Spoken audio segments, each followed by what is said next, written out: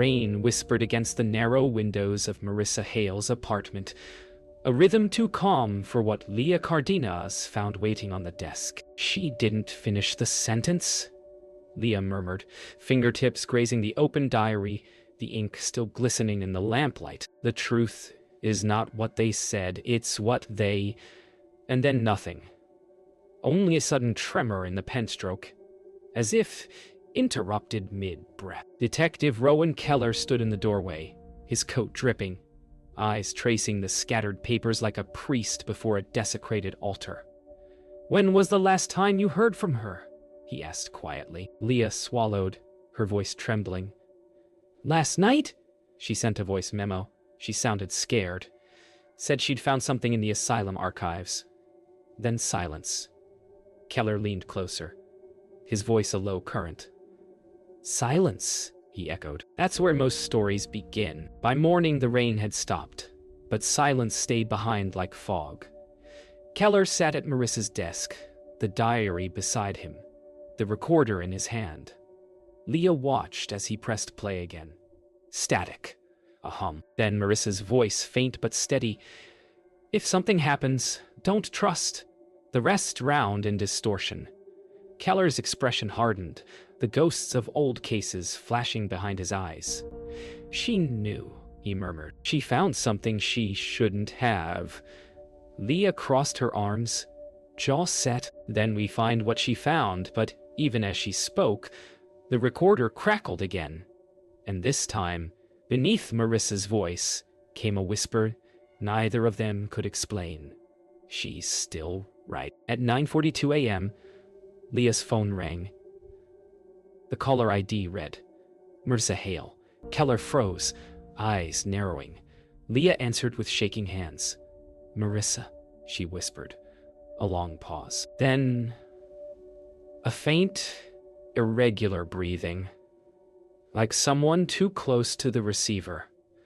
"Leah," came the voice, low, strained, unmistakably Marissa's. "They can see what you read." Static drowned the rest. Keller snatched the phone, tracing the signal's origin. "The call's coming from Pinvale," he said quietly, staring at the blank coordinates.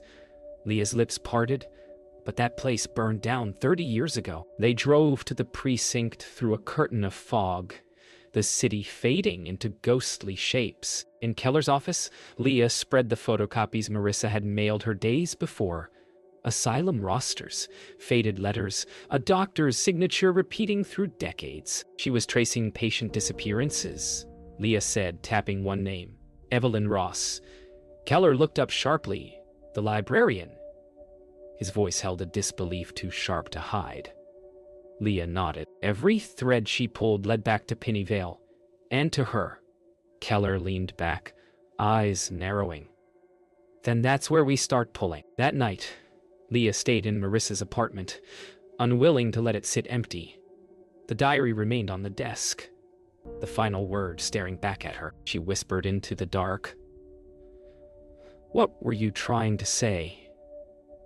The wind sighed through the open window.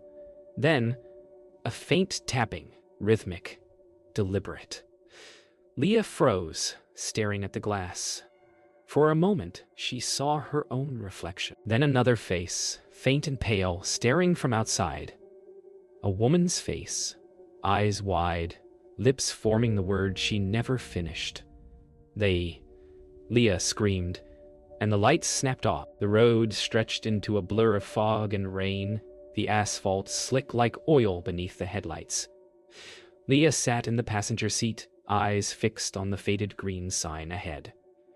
Pennyvale, 3 miles. She was coming here, she said softly, clutching Marissa's diary. Detective Keller gripped the steering wheel tighter, his jaw set. She was looking for something that wanted to stay buried. A guttural sound echoed from the radio. Static that twisted into a faint melody. Keller switched it off, but the tune lingered, as if playing beneath the earth itself. Leah turned toward the window, watching the fog close in like a living thing. "Maybe it found her first," she whispered. The asylum gates rose from the fog like the ribs of a forgotten giant. Rust groaned as Keller pushed them open. Leah's flashlight flickered across an old caretaker's shack, where a figure stood waiting. "You shouldn't be here," the woman said. Her voice was papery, yet commanding. Keller stepped forward. "We're looking for Marissa Hale." The woman's eyes gleamed in the dim light. "So was she," she whispered. "But the asylum doesn't give back what it takes." The name tag on her coat read Evelyn Ross, the same name from Marissa's files. The air inside Pinevale was thick with rot and silence. Keller's flashlight beam cut across peeling paint and shattered glass. Leah crouched before a row of filing cabinets, her fingers trembling as she pried open a drawer labeled 1972, 1989. Dust exploded into the air like breath from a corpse. "These are patient records," she murmured. "All women, all missing." Keller scanned a nearby wall, lined with photographs. Women in hospital gowns, each one smiling faintly, their eyes vacant. One photo stopped him cold. Marissa, or someone who looked just like her, dated 1987. They followed the corridor deeper into the asylum, footsteps echoing against tiles that hadn't felt life in decades. The air grew colder with each step, as if descending through memory itself. Leah stopped suddenly, pointing toward a half-open door. "Did you hear that?" Keller listened, faint, rhythmic tapping like the one she'd heard at the apartment window. He raised his flashlight, revealing a padded room beyond. The walls were covered in words scratched by fingernails, fragments of a diary, repeating over and over. "The truth is not what they said." In the asylum's archive, Leah found a shoebox marked Hale.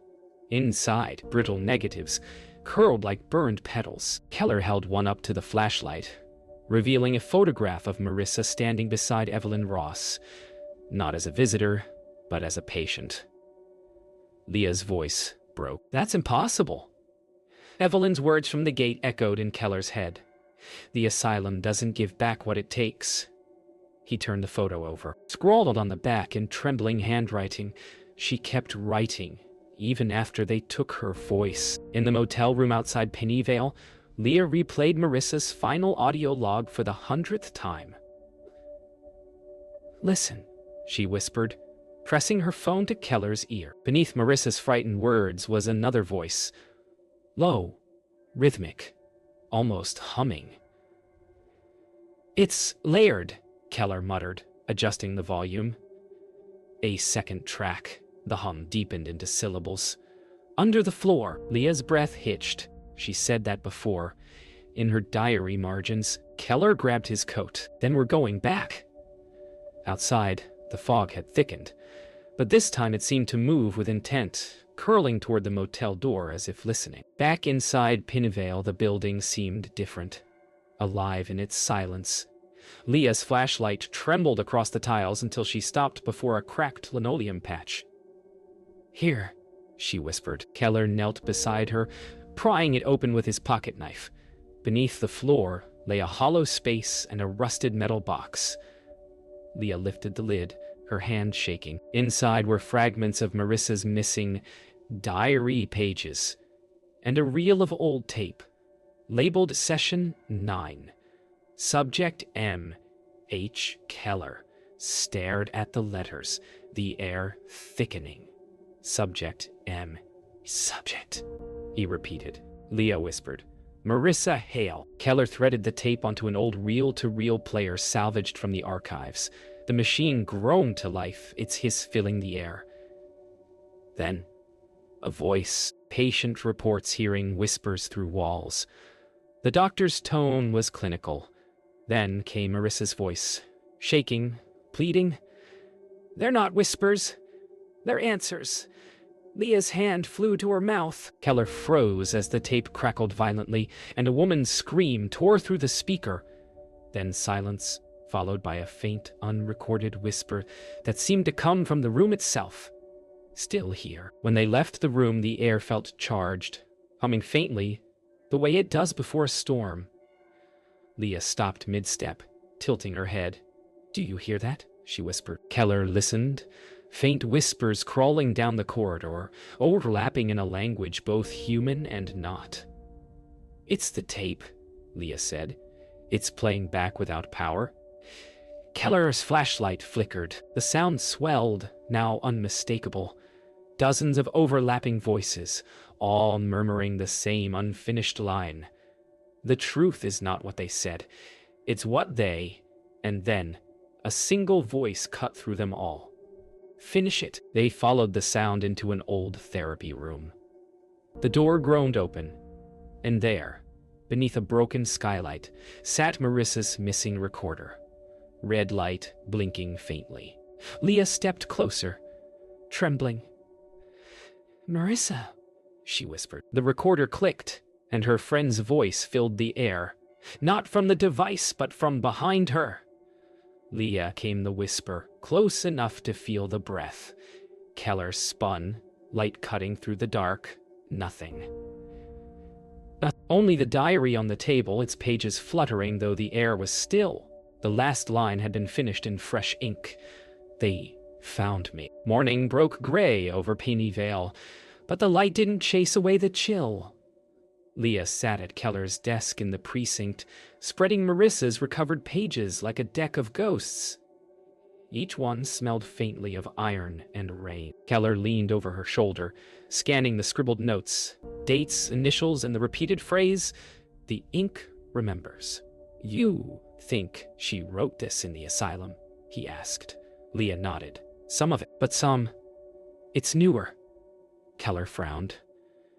"Then someone's still adding to it." The overhead bulb buzzed, dimmed, then steadied, as though the building itself was listening. Evelyn Ross arrived unannounced, her gray coat damp with drizzle, her face a portrait of practiced calm.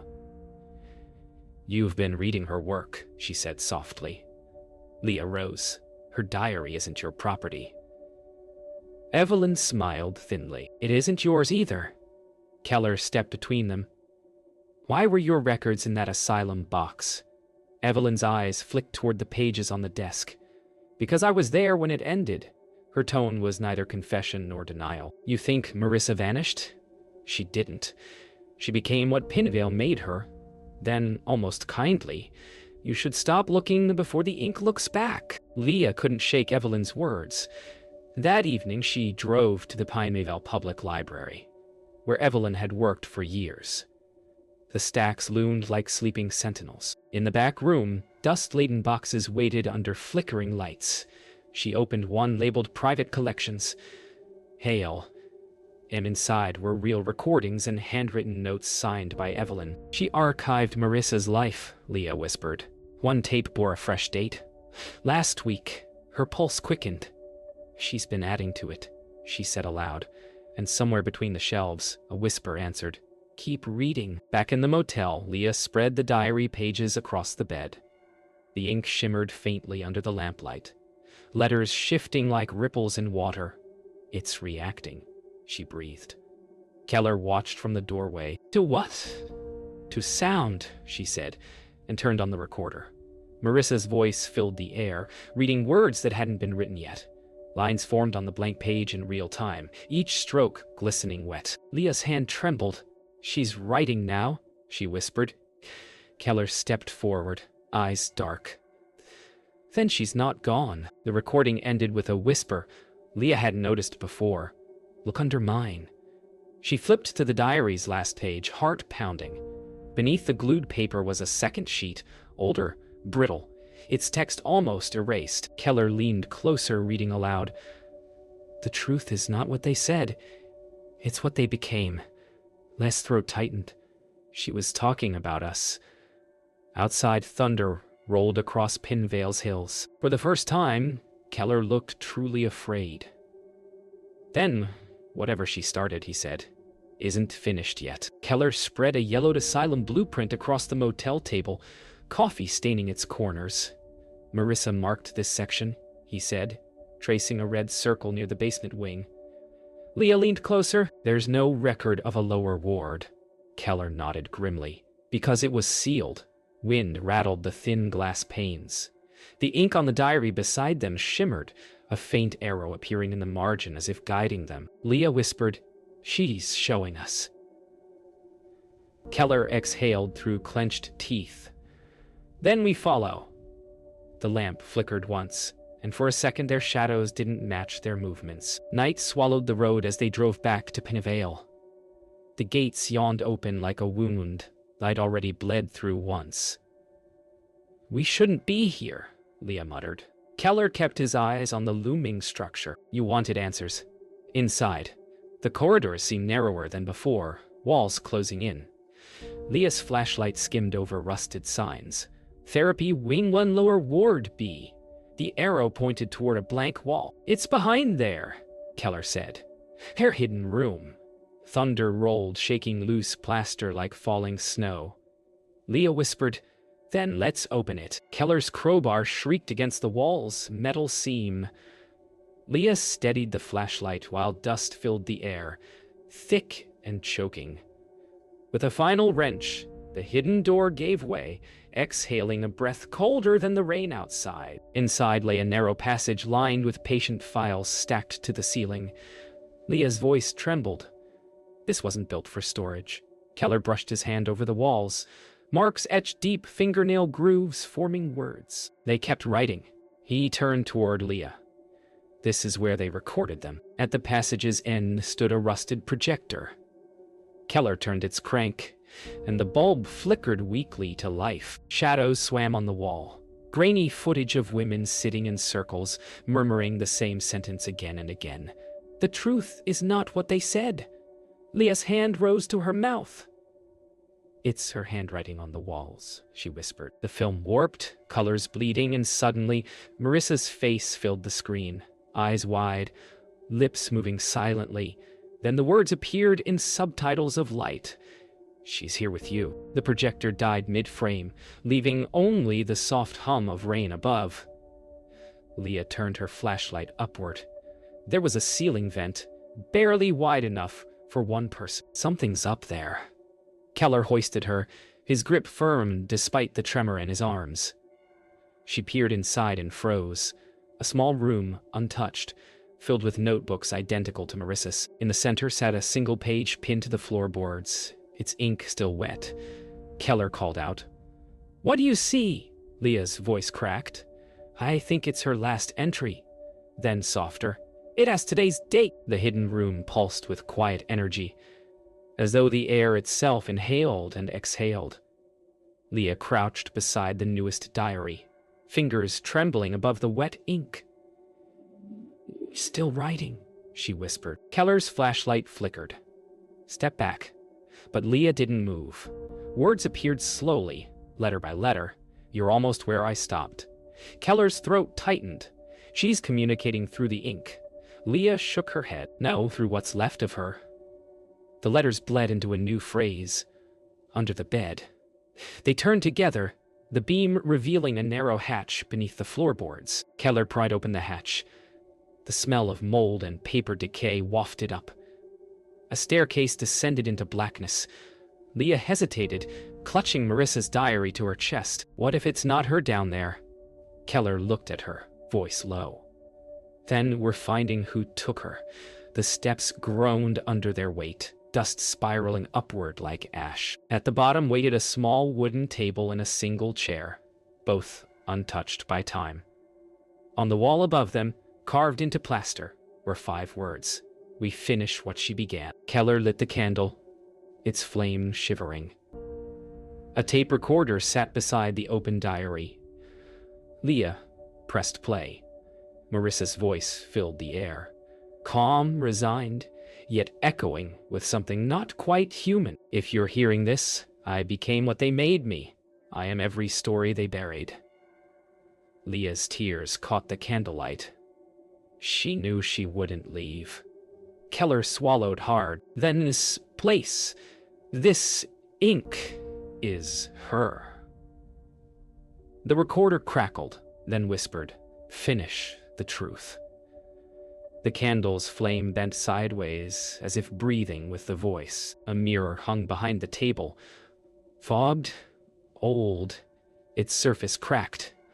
Leah lifted her flashlight toward it and froze.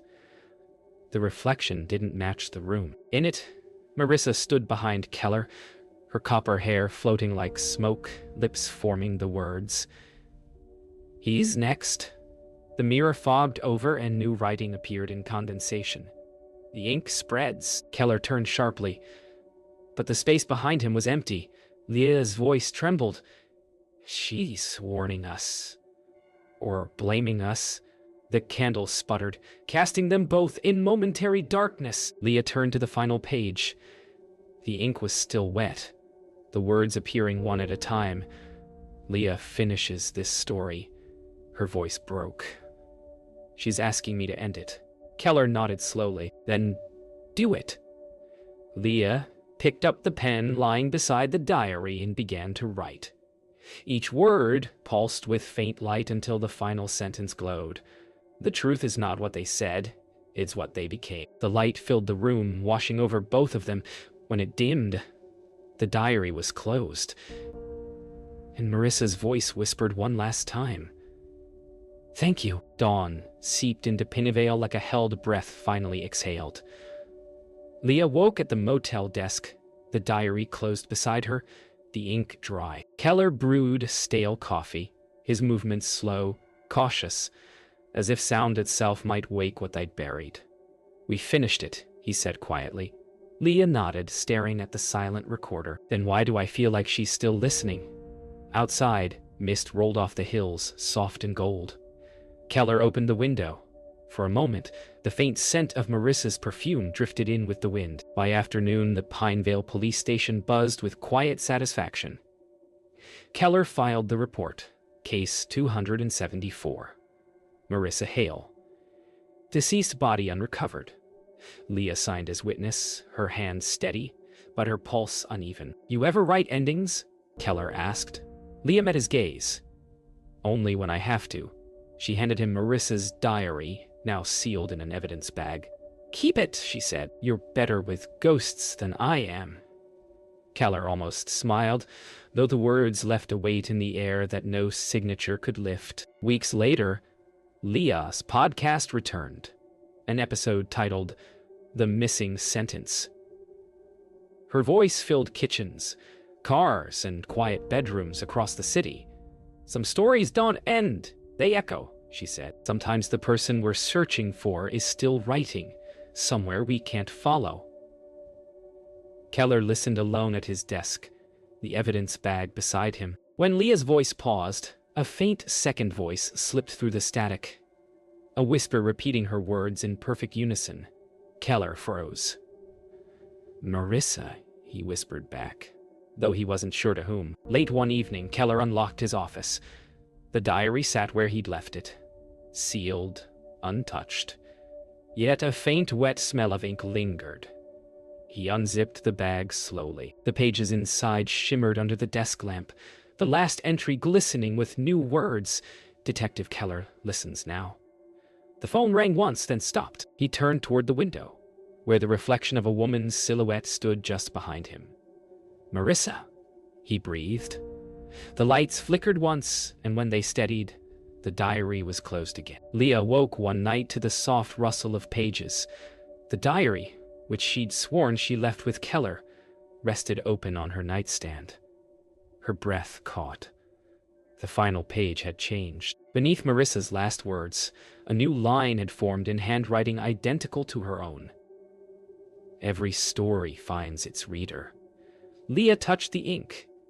It was still warm. From the hall, her radio crackled to life with the closing notes of her own podcast. Only this time, another voice joined hers. Two narrators, one heartbeat. The story wasn't over. It never was.